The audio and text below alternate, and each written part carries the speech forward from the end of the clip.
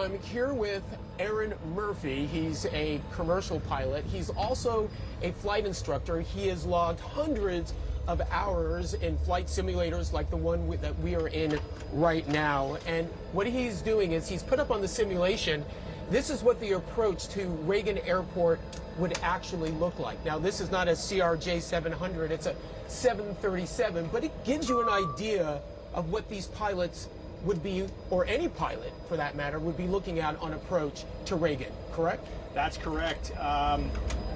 So as you can see out the window right now, the only way you know there's a river beneath us is because of what we call a black hole. There is no definition, there are no lights. We know there's a bridge going across the river just ahead of us here, and that's how we know that's water. And of course, you know the area flying in here as a pilot, you would recognize, you would know already that is a river. But that's what it looks like at night. When you're training these pilots on approach, what are some of the things that you specifically are telling them to look out for? Number one, other traffic, which unfortunately is a situation that just happened yesterday.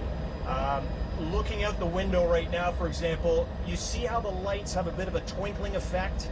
A lot of that can camouflage other aircraft, the lights within that carpeting of lights. It can be very difficult to see other moving vehicles. And not only that, but then you have moving vehicles on the roadways in the lights. And so very difficult, obviously, to see something like a Black Hawk helicopter. 100%, yes, it would be very difficult to see an aircraft like that. This airport is a known hotspot in aviation. So coming into Reagan, number one is traffic. Even though you brief it and you discuss it and you're ready and you've got it sorted out, this is a perfect example of how sometimes things just unfold in a way that you really don't expect. Even with experienced pilots? Yes, and if you listen to some of the reports that CNN has done with some other very famous pilots that we have, they have said that they've been into this airport many, many times with helicopters flying underneath them. So it's a standard procedure. Something was different last night, something happened that was different enough to bring the airplanes together. The aircraft came together. Whenever there's an air traffic tragedy, lessons are learned. I'm wondering if you think what lessons might be learned at this time. This is a procedural accident. We need to get deeper into the procedures of how the helicopters are flying up and down the river, and even how the aircraft are approaching and doing that circling approach to land on 33. We need to fine-tune that. There's been lots of different situations at this airport. It's a hot spot in the aviation community. Because of all the traffic. Many pilots know this already, and that's why you have specialized training to fly into that airport, for exactly this reason. Aaron Murphy joins us now. Hi, Aaron. So I want to note that the simulator you're in is a Boeing 737, not a CRJ 700 like the aircraft involved in the crash. But this is essentially, my understanding is essentially the same thing that any pilot would see on approach to Reagan National Airport. How do you think, just explain further how you think the lights at night could have played a role in what happened? Take us there.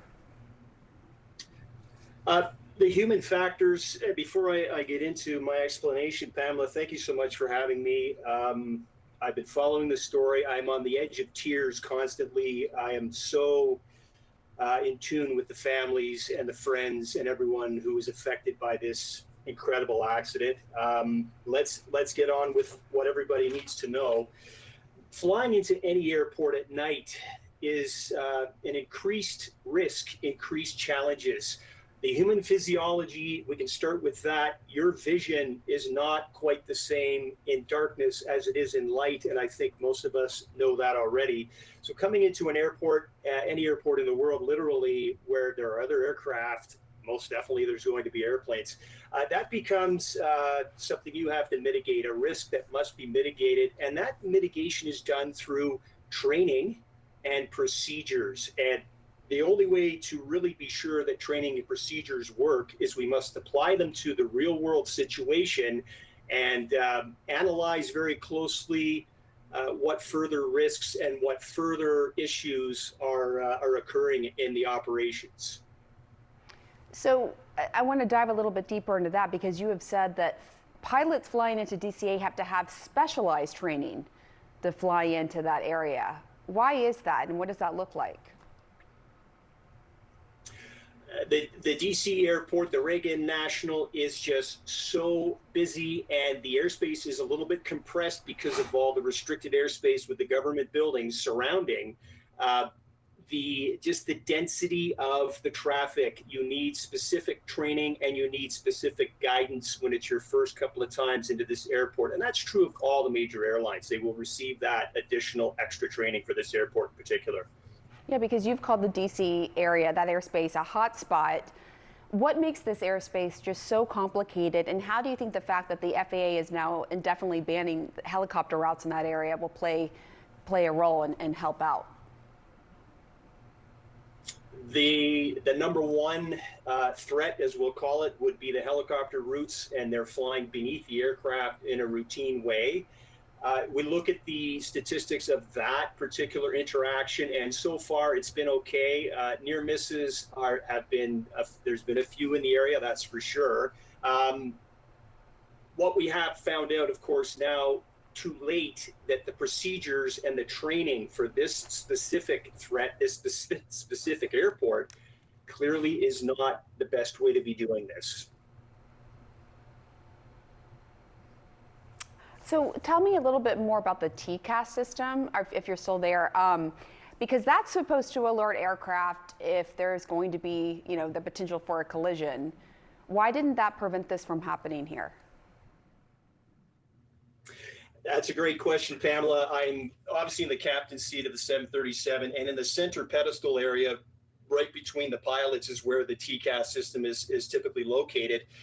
The TCAS shares a little box with what's called the transponder, and the TCAS itself is a traffic collision avoidance system. So it has a TA and an RA. The TA is the traffic advisory. So it's going to put up information on the navigation displays to tell the pilots where the airplanes are in the local area. Now, the targets are changing their positions on this screen. These targets are also showing their elevation, their changes in elevation as well. So it's very helpful to be able to see that. And as the targets move closer to your target, and in our case, we have a white triangle on the navigation display. You probably can't see this very well.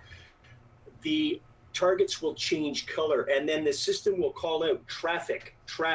If you're not really alert or you haven't noticed it yet, traffic, and we're already ahead of that for sure. So that's the advisory section of that. The resolution, the RA resolution, is where when that aircraft, that threat becomes too close to our aircraft, I will actually get indications on my primary flight display, and it will tell me, climb now. These systems are interconnected between the aircraft, independent of air traffic control and human intervention.